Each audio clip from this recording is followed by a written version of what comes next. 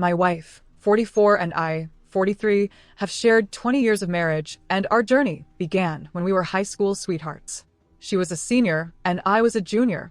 Our relationship endured a long-distance phase during her first 2 years of college, while I finished high school and completed a year at community college. Eventually, we attended college in the same city, and from that point, we have been inseparable, living together and building our life. We married the summer after my college graduation, and overall, our marriage has been wonderful. However, I recently initiated a divorce after uncovering that she had been involved with multiple men during those 2 long-distance years. Just after Christmas, we had a small reunion with a few of my wife's college friends. It was a cozy evening filled with laughter and reminiscing as we caught up over dinner and shared memories. During the conversation, my wife casually mentioned that we met in high school. She didn't clarify that we were dating back then, just that we had known each other since high school. One of her old college roommates exclaimed how remarkable it was that we met so young, had our wild college years, and still ended up together. I played along, jokingly saying I wasn't sure if my wife was as wild as I had been. At that moment, the roommate began to share a story, but my wife abruptly cut her off, saying she felt uncomfortable. Her sudden reaction made my senses tingle with suspicion. I decided to clarify things and mention that we actually started dating in high school and remained together throughout her entire college experience. An awkward silence fell over the table, and the rest of the evening was noticeably tense. As we were leaving, one of her other roommates pulled me aside and suggested I should have an honest conversation with my wife about what really happened during her college years. On the way home from dinner, I couldn't shake the uneasy feeling I had, so I asked my wife about what her roommate had hinted at. She kind of blew me off, saying it wasn't a big deal. I told her it was important that she be honest with me, but she brushed it off again, insisting it wasn't important. Her dismissive attitude only heightened my suspicion. When we got home, I decided to take a firm stand. I told her I was going to stay at my brother's house until she was ready to talk about what had really happened during her college years. The next day, she came over, visibly anxious.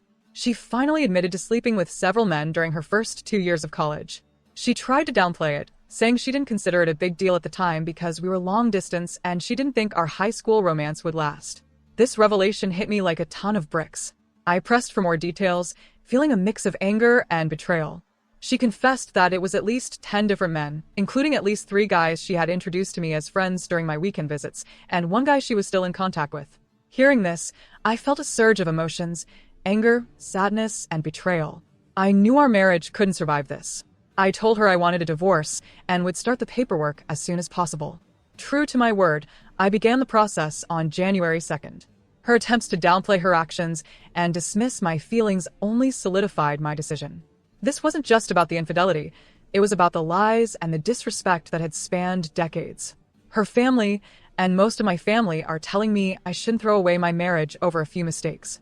They keep saying that everyone makes mistakes and that I should forgive her for the sake of our long history together. But to me, this isn't just about a few mistakes. It's about a pattern of behavior that spanned years. Cheating on me with multiple men for 2 years is not something I can overlook, no matter when it happened. The fact that she continued to maintain relationships with these guys right in front of me, even introducing them as friends, is an unacceptable level of disrespect. Our children are 17 and 19, practically adults, and I believe they will understand why I need to end the marriage. They've seen us as a loving couple, and I hope they realize that my decision is about preserving my self-respect and integrity.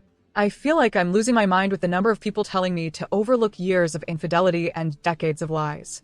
Everywhere I turn, I hear voices urging me to forgive and forget, to salvage what we've built. They tell me I'm being unreasonable, that I should focus on the good times and the life we've shared. But how can I when every memory is now tainted by the knowledge of her betrayal? It's not just the act of cheating, it's the deceit, the lies, the continuation of friendships with those she cheated with. How am I supposed to trust her again?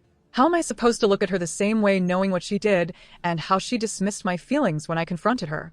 I keep questioning myself, wondering if I'm overreacting, if I'm being too harsh. But then I remember the pain I felt when she admitted to her affairs, the anger and betrayal that surged through me. I remember the nights spent wondering how she could introduce me to those men, how she could maintain those friendships without a hint of guilt.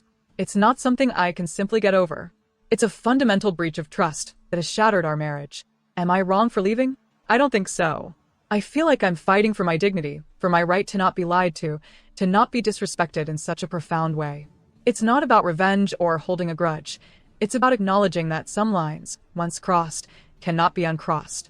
I'm writing this because my wife and a few of her friends have been telling me it's normal to sleep with other people in a long-distance relationship and that I'm the odd one out for not doing the same. I felt like I was being gaslit and needed an outside perspective.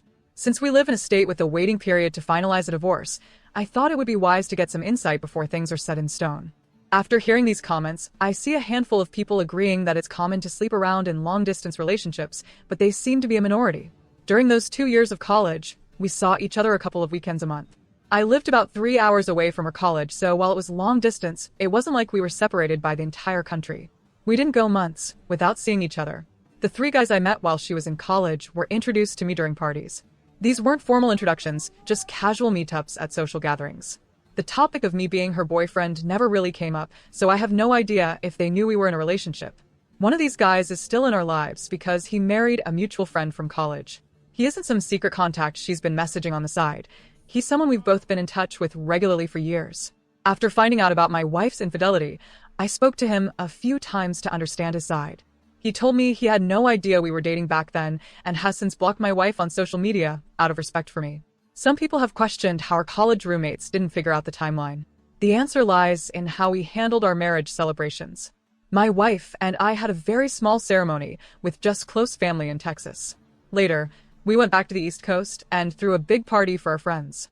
We skipped the typical wedding reception traditions where couples share details about how they met and their journey together. Because of this, her roommates never pieced together that we started dating before she went to college. They seemed to assume that we only started dating during the year we both lived in the same city and then moved in together. This gap in their understanding explains why they never questioned the timeline or suspected any infidelity. I was open to therapy or some kind of attempt to save the marriage. I genuinely believed that with some effort, we might be able to work through this. But her constant insistence that what she did was perfectly normal and that I'm the one who's overreacting has been too much for me to handle. She keeps telling me that sleeping with other people in a long-distance relationship is commonplace and that I'm being unreasonable. The only time she showed any remorse or even offered to reconcile was when I started filing the divorce paperwork. That brief moment of contrition quickly evaporated, and in the last week, she's reverted to her original stance, insisting that she's right and I'm overreacting. This back and forth is why I feel like I'm being gaslit. It seems so obvious to me that her actions were a major betrayal, yet I've got my wife and others telling me that it's normal and that I'm the one who's making a big deal out of nothing. Her dismissive attitude only adds to my confusion and frustration. I try to communicate how deeply her infidelity hurt me, hoping she would understand the gravity of the situation. Instead, she minimizes my feelings, treating them as an overreaction to something trivial. It's like she's rewriting the rules of our relationship and expecting me to accept them without question. This constant invalidation of my emotions is maddening. I feel like I'm being manipulated into doubting my own perceptions and feelings. Her refusal to acknowledge the seriousness of her actions, coupled with her attempts to normalize infidelity, only deepens the rift between us. It's not just the cheating itself, but her inability to recognize why it's a big deal and why I feel so betrayed. I'm at a point where I need to protect my own mental and emotional well-being. I can't continue in a marriage where my feelings are dismissed and my trust is shattered. Her lack of genuine remorse and her insistence that I'm the one who's out of line make it impossible for me to see a path forward together. I'm not overreacting. I'm standing up for myself and my right to a respectful, honest relationship. I'm not getting a paternity test unless my kids ask for it themselves. I have no doubt about their biological connection to me, and even if a test showed otherwise, it wouldn't change how I feel about them. I love them more than anything, and my wife's infidelity doesn't alter the fact that they've been my kids for 19 years. They will always be my kids, no matter what, until the day I stop breathing. We were definitely exclusively dating at the time. First of all, dating culture was a lot different 20 years ago, and exclusivity was pretty much the default for most people.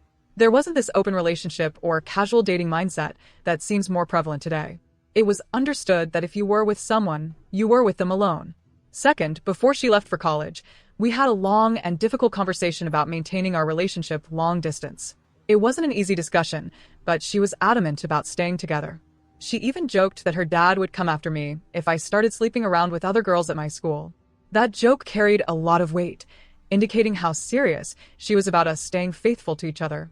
Another clear indicator was the situation with my senior prom. She couldn't attend because she was away at college, and when I suggested going with a platonic female friend, she got very upset. Her reaction showed how much our relationship meant to her and reinforced the idea that we were exclusively together. To avoid hurting her feelings, I ended up skipping my prom and spent the night hanging out with her instead. While we might not have explicitly used the word exclusive, all these reasons combined with the nature of our relationship before she left for college made it clear that we were committed to each other. The expectation of fidelity was implicit in our actions and discussions. I followed up with a friend who suggested I should have an honest conversation with my wife. She revealed that 10 guys would be on the low end and mentioned that there was at least one pregnancy scare during those years, which I had no idea about. Honestly, the number of guys isn't the main issue for me. What really matters is that my wife seems completely incapable of understanding why her actions were wrong and why I feel so deeply betrayed. It would make a huge difference if she showed any genuine desire to fix this, but she hasn't. Throughout our conversations, she consistently dismissed my feelings, telling me I was overreacting to what she considered totally normal behavior. She didn't express any regret or consideration for the hurt she caused until she realized I was serious about filing for divorce. Only then did she get defensive and angry. But even in that moment, it was clear her concern was more about the consequences than about my feelings. The lack of remorse was evident. She didn't offer to fix things or suggest ways we could work through this until I had already started the paperwork and notified her that I had a lawyer. It wasn't about repairing our relationship, it was about damage control. This response reinforced my belief that she doesn't grasp the depth of her betrayal. It's not just about the infidelity itself, but about her ongoing disregard for my feelings and our marriage. Her dismissive attitude, especially in the face of such a serious issue, left me no choice but to move forward with the divorce. I believe we can manage co-parenting. Our kids are older, and I've been saving for their college and post-high school expenses for years, so custody and financial issues shouldn't be a major hurdle. We're both financially stable and earn good incomes. I'm open to therapy if she's willing, but at this point, it feels more about becoming effective co-parents and finding closure rather than saving our marriage. I've taken steps to move forward with the separation. I hired a lawyer who drafted intent to separate documents and sent them to her via certified mail. This isn't an official divorce paper filed with the state. It's more of a preliminary step, ensuring she has the opportunity to hire her own lawyer if she wishes to contest it. The actual divorce process will likely span several months. For now, I'm not fully moved out. I've been staying at my brother's place while I figure out a more permanent living situation. Regarding the timeline, the dinner with her friends occurred on the 26th. That night, I went to my brother's house to cool off and give her some space to reflect. Over the next 4 to 5 days, we had multiple conversations, and it became clear that she didn't think she had done anything wrong. If she had shown any remorse, regret, or basic consideration for my feelings, I might have reconsidered and waited, but her dismissive attitude left me no choice. So, I found a divorce lawyer, and we quickly filled out the standard intent to separate agreements, which were sent the same day. Even now, we are not legally divorced, and I'm not certain if there is an official legal concept of separation in my state. Nonetheless, I've made it clear that this process is happening, and I've started the necessary steps to move forward. Update. Let's dive into what I discovered about her college years. After several counseling sessions with my wife and conversations with 2 of her former roommates, it became apparent that her roommates had suspected something was amiss back in college. They mentioned that the situation seemed off and likely involved cheating. My wife had told them that we both had some wild times in college, but had worked things out before we got married, so they never felt the need to bring it up. The roommate who pulled me aside during the dinner was particularly uncomfortable with the fact that my wife had clearly never discussed this with me and felt I deserved to know. Regarding the men she was involved with, it turns out that the introductions to some of these guys weren't intentional. One of the men she slept with ended up dating and eventually marrying one of our mutual friends from college. This was the guy she remained in contact with. In our counseling sessions, my wife initially tried to shift the blame onto me, suggesting that I had pushed her into those situations. However, she has since acknowledged that it was wrong. When I visited her during college, she often planned for us to stay in her room or hang out alone, but I wanted to experience college parties, as I had missed out on that during high school and community college. She didn't expect me to meet the guys she had been with, but they were often at these parties, and she felt she couldn't avoid it. While I still think it's incredibly disrespectful, it's somewhat less egregious than if she had intentionally paraded me in front of them. The whole situation has been a complex web of half-truths and omissions, which makes it all the more difficult to process. Her friends suspected but didn't intervene, and my wife managed to maintain this facade for years. Most of our therapy sessions have centered around why I see her infidelity as a significant betrayal, while she doesn't. Initially, she rationalized her actions by saying that none of these men were in relationships with her. They were mostly one-night stands or friends with benefits. In her view, These encounters didn't qualify as a big deal since they weren't romantic relationships. Her words, not mine. From my perspective, the nature of the relationships was irrelevant. We never agreed that such behavior was acceptable. In fact, she had actively discouraged me from doing the same. The double standard was glaring and added to my sense of betrayal.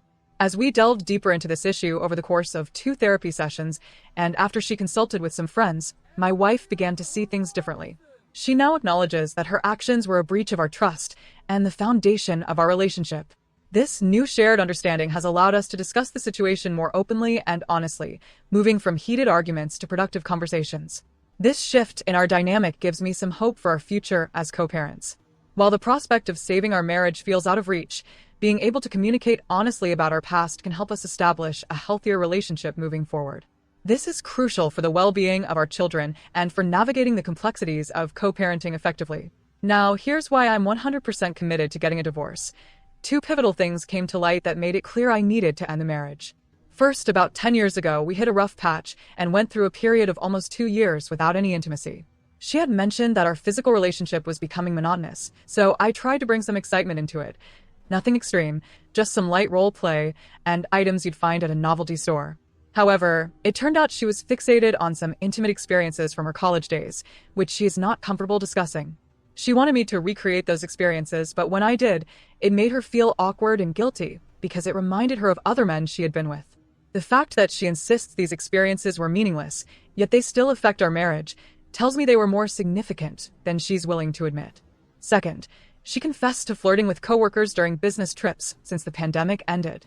Although she claims nothing physical happened, it did progress to the point where she went on a date with one of her male colleagues. For me, that was the absolute deal breaker. These revelations shattered any remaining trust one had. The first issue showed me that past experiences were still haunting our present, despite her claims otherwise. The second issue made it clear that she was willing to cross boundaries again, even after everything we had been through.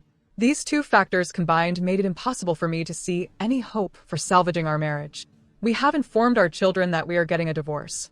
We explained to them that it stemmed from some bad decisions made during college, decisions that we've been unable to move past. During the conversation, my 19-year-old, who is currently in college, directly asked if I had been unfaithful to my wife while she was away at school. This question caught my wife off guard, but she bravely admitted to our children that she was the one who cheated. We have both agreed to refrain from sharing any more details with the kids. It's essential to protect them from the more painful aspects of our past. I reassured them that, despite the separation, both of us remain fully committed to being there for them.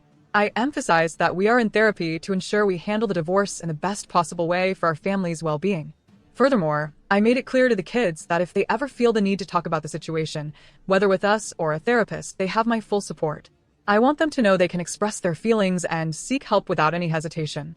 It's crucial for them to understand that their emotional health is a top priority for both of us, and we are doing everything we can to navigate this difficult time together as a family. We've begun discussions with a mediator to figure out the best way to proceed with the divorce. Unless something changes, it looks like we can part ways amicably. Both of us are financially stable, free of major debts, and with our kids being older, custody isn't a significant concern. The past few months have been tough, but I'm managing. I'm thankful that my last post gained so much attention. It validated my feelings and pushed me to seek counseling with my wife. To be fair, my 19-year-old daughter has had her share of difficult relationships, which makes her initial suspicions understandable. Given her past experiences, it's natural for her to question the situation. When cheating came up, my wife made it clear that she was the one who had been unfaithful. To be honest, I'm not overly concerned about the narrative. From what I can tell, my wife hasn't said anything negative about me to our kids. However, her recent admissions and her readiness to file for a joint amicable divorce suggest she was more prepared to move on than I was. This readiness makes the logistical aspects of the divorce smoother, but it does sting a bit to see her moving on from a 20-year marriage more easily than I am. During our meeting with the mediator, she mentioned that any infidelity before the divorce is finalized could jeopardize our settlement, which felt somewhat ironic given the circumstances. At the end of the day, I'm doing my best to come to terms with the end of our marriage. I've been attending therapy on my own to help me cope. I'm hopeful that I'll find a new place before the divorce is finalized. Update: my wife and I have finalized our divorce, and everything is now official. We managed to have an uncontested, amicable divorce with minimal disagreements.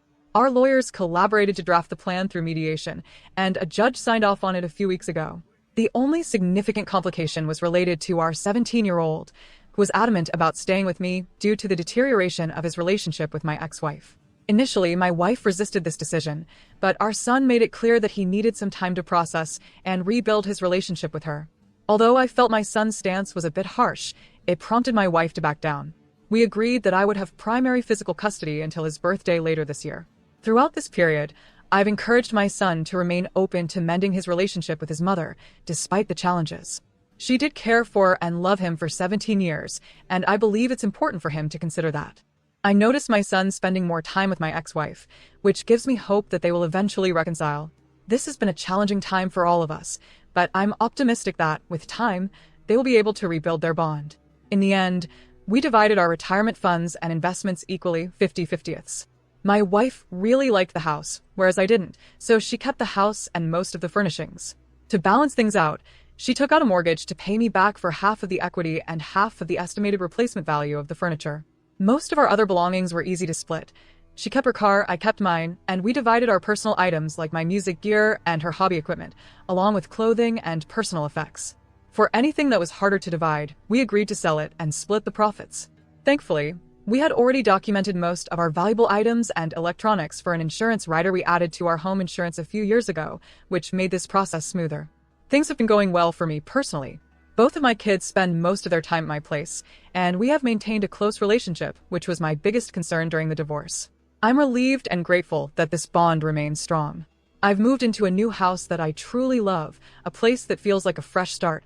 In a nod to my midlife crisis, I traded in my old minivan for a sleek Lexus LC 550, a decision that has brought me a surprising amount of joy. On another positive note, a woman at work, someone from a different department so we don't work directly together, invited me out for a coffee date. I was upfront with her, explaining that I'm not ready to date just yet. She was understanding and graciously offered to take a rain check, expressing her willingness to go out with me when I'm ready. This invitation was a pleasant surprise. She's incredibly smart, has a great sense of humor, and our professional roles are distant enough that there's no awkwardness at work. My ex and I are still attending couples counseling, but now it's focused on achieving closure for our marriage and ensuring we can co-parent effectively. These sessions have been invaluable for processing everything and maintaining a healthy, positive environment despite the circumstances. However, they've also confirmed that divorce was the right decision. It's become evident through our discussions that my wife began dating as soon as the divorce process started, indicating that whatever love we had was already fading. I'm pretty sure the coworker she claimed was just a friend even dropped her off at our recent session. Surprisingly, this didn't really upset me, which is a clear sign that I too was ready to move on from the marriage. In the end, healing from the betrayal will take time, but I feel like I'm making good progress and can confidently say that the divorce was the right choice. I've shed more tears in the past 4 months than in the last 20 years combined, but for the past month, I've genuinely felt good about myself for the first time in a long while. I'm enjoying my newfound independence, staying busy helping my 17-year-old prepare for college in the fall, and looking forward to a coffee date with a smart, funny woman in a month or two.